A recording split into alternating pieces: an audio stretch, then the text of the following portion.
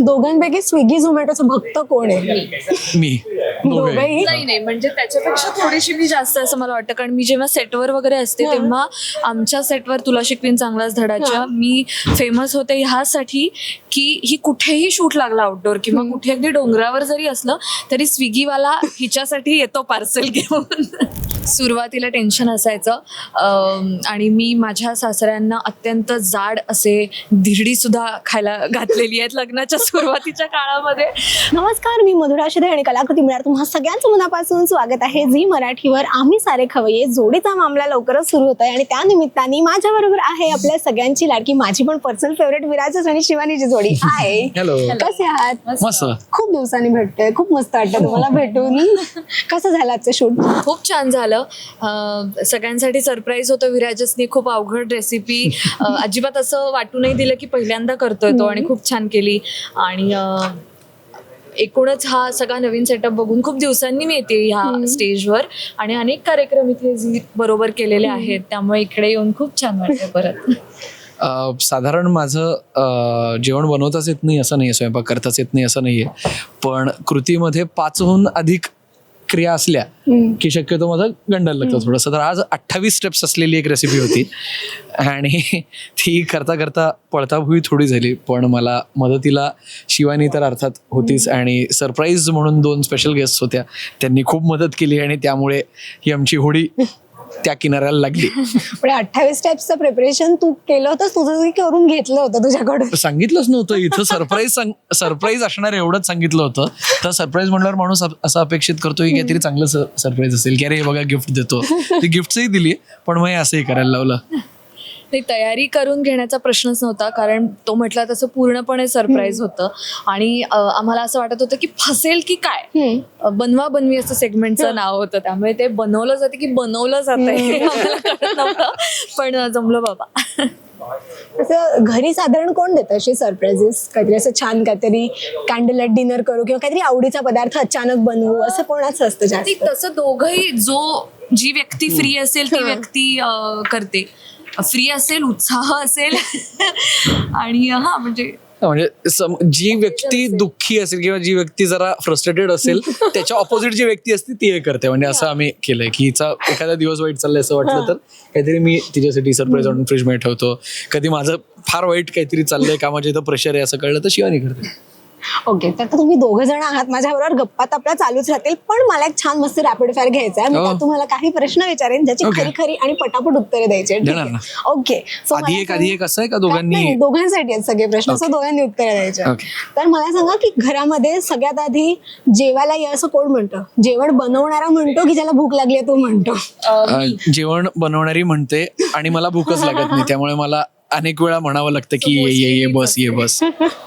Okay, तुमचं पहिलं भांडण कशावरती झालेलं? स्वीट्स, जेवण की रिमोट? जेवण.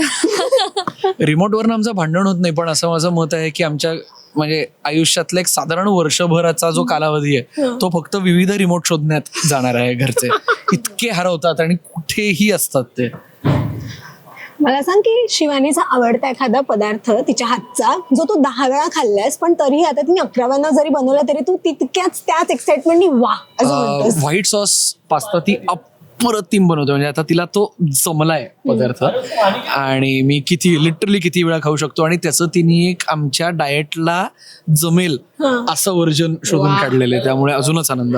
क्या बात आहे. शिवानी, मला सांग की विराजस किचन मध्ये सगळ्यात जास्त काय करतो? चॉपिंग जास्त करतो, पोझिंग जास्त करतो की चॅटिंग जास्त करतो? Chatting definite. विराजस एकूणच गप्पिष्ट आहे, त्यामुळे मी काम करत असताना त्याला एंटरटेन करायला आवडतं.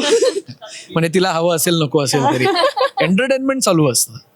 पण खाल्लं की झोप हे मोठं कोणाचं असतं साधारण? माझं आहे. हो, मी सिरियल केली होती तेव्हा माझ्याबरोबर विनय येडेकर होते आणि विनय काका नेहमी म्हणायचे आमचं लंच झाला की दुपारचं जागरण सहन होत नाही आता. तर ते अत्यंत खरं आहे आम्हाला.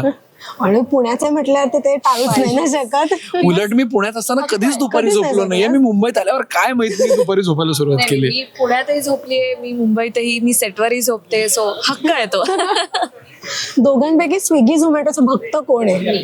मी दोघंही. दोघंही? नाही म्हणजे त्याच्यापेक्षा थोडीशी मी जास्त असं मला वाटतं, कारण मी जेव्हा सेटवर वगैरे असते तेव्हा आमच्या सेटवर तुला शिकवीन चांगलाच धडाच्या मी फेमस होते ह्यासाठी की ही कुठेही शूट लागला आउटडोर किंवा कुठे अगदी डोंगरावर जरी असलं तरी स्विगीवाला हिच्यासाठी येतो पार्सल घेऊन.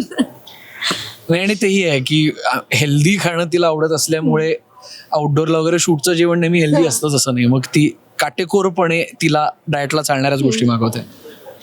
विराजसनी असा एखादा पदार्थ केला होता का की जो बघितल्यानंतर तुझी सेम रिॲक्शन 2 ठिकाणी जाऊ शकली असती की हे काय केलंस तू किंवा हे काय केलंस तू? अंड्याचे वेगवेगळे पदार्थ त्याला करायला आवडतं, तर त्यामुळे त्यांनी एग्स स्क्रॅम्बल्ड एग्स करतो तो, आणि तो मगाशी म्हटलं तसं की त्याला सापडतील ते मसाले तो त्यात घालतो, म्हणजे त्याचं ठरलेलं काही नसतं. It's a surprise recipe every time. आणि त्यामुळे कधी कधी असं तो करत असताना मला असं होतं की हे का घालतोस ते का घालतोस, आणि माझ्या मग खाते तेव्हा असं वाटतं की अरे अच्छा म्हणून तू हे घातलं होतं.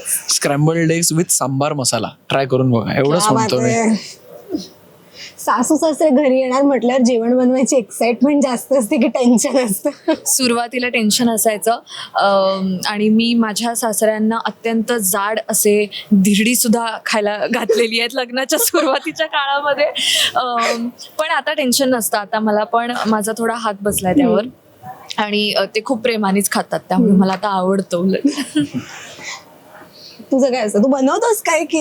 नाही, अजून ती वेळ आली नाही की सासू सासरे जेवायला येतात आणि जबाबदारी माझ्यावर आहे जेवण बनवायची, असं थँकफुली अजून झालं नाहीये. जावई बनवू शकतो तसं प्रेमाने? हा, मी स्वतःला जिवंत ठेवण्या इतकं जेवण बनवू शकतो, ते इतरांना आवडेल का नाही याची शाश्वती मी देऊ शकत नाही. ताट वाढणं, ताट कोणी वाढायचा हा तुमच्यात एक वादाचा मुद्दा असतो का कधी? नाही ला ती सवय आहे की तो स्वतःचं ताट त्याला पाहिजे तेव्हा स्वतः वाढून घेतो, आणि माझंही तसं आहेच आहे, त्यामुळे ती कटकट नाही होत कधीच. रादर मला दुसऱ्याने ताट भरलेलं किंवा उचलून ठेवलेलं आवडत नाही, मला जेवण टाकायला आवडत नाही, त्यामुळे मला जेवढं खायचं आणि जे खायचं तेवढंच मी नीट वाढून घेतो, पोटभर जेवतो आणि मग ते नेऊन ठेवतो. शिवानीचं असं कधी झालंय का की आता माझं डाएट आहे तर मी आता गोड खाणार नाही वगैरे असं म्हणून लगेच थोडे तासाने तिने काहीतरी स्वीटच ऑर्डर केले? खूप वेळा सगळ्यांचंच होतं. म्हणजे नाही माझं विशेष होतं, कारण मी फूडी आहे आणि मला स्वीट टूथचा प्रॉब्लेम आहेच आहे, त्यामुळे मी खूप गोड खाते आणि माझं खाण्यावर प्रेम आहे, त्यामुळे डाएट वगैरे सगळं अधूनमधून ठीक असतं. नाही, अधूनमधून ठीक असतं. मला असं वाटतं सगळं खायला पाहिजे पण प्रमाण कमी पाहिजे. आणि तिचं हे की तिने असं एखाद्या दिवस चीट केलं तर ती दुसऱ्या दिवशी खूप जास्त व्यायाम करते. तू एकदा सांगितलं होतं मला आठवतंय. जेवताना असं कोणाचं असतं की अरे नाही मला नकोय, मला बास असं म्हणून आपण परत घेतो 2 वेळा, असं कोण करते? माझं नक्कीच असं नाहीये, कारण मी म्हणलो जसं मला हवं तेवढंच मी घेतो, मला माहित असतं मी किती जेवणार आहे, तेवढं मी जेवतो, विषय संपतो. माझं असं होतं की मी भावनेच्या भरात खूप घेते, कारण मला असं वाटतं आपल्याला खूप भूक लागली, पण माझं पोट छोटच आहे, त्यामुळे बऱ्याचदा असं होतं की विराजच घे ना प्लीज, किंवा त्याला न सांगता त्याच्या ताटात काढून ठेवले वगैरे, असं खूप होतं. जेवण झाल्यानंतर शेवटचा प्रश्न, जेवण झाल्यानंतर कोणतं गाणं तुम्ही जास्त रिलेट करता? झिंग झिंग झिंगट की झोका आला रे? झोका आला रे, नक्कीच 100%. आणि तसंच जीवावं कुणीही, असं मला वाटतं. क्या बात आहे, खूप मस्त वाटलं मला गप्पा मारून. आणि खवय्ये आहे तर तुम्ही 2 जण पण खूप खवय्ये आहातच. जर का एक छान काय म्हणतो एखादा असा जो पदार्थ असतो की आपल्याला कधी कधी असं वाटतं की हा प्रत्येक वेळेस भारीच होईल आणि तो कधीतरी फसतो, पण आपण त्यावेळेस तो एकमेकांना सांगत नाही आणि मग त्याची तारीफ करतो. सो हे असा किस्सा घडला तुमच्या बाबतीमध्ये कधी? आय डोंट थिंक सो, कारण ती बऱ्यापैकी शिस्तीचीच मुलगी असल्यामुळे ती जेव्हा रेसिपी फॉलो करते तेव्हा ती अगदी काटेकोरपणे करते आणि त्यामुळे तिचे सहसा फसत नाहीत. आणि चुकून थोडं काही पुढे मागे झालं तरी मी खाण्याला नाव ठेवत नाही, त्यामुळे. पण तशी वेळ आली नाही, म्हणजे तिने जे केलं ते छानच केलं तोपर्यंत तरी. हा, विराजस्ती पण जे केलंय ते सगळं खूप छान केलंय, सोप्या गोष्टी केल्यात, त्यामुळे टॉप क्लास केल्यात. आज एक अवघड गोष्टही केली आहे त्यांनी, तीही त्यांनी भारी केली आहे, त्यामुळे अजून तरी काही फसलेलं नाहीये बघा. आहे अजून खूप वर्षात फसायला.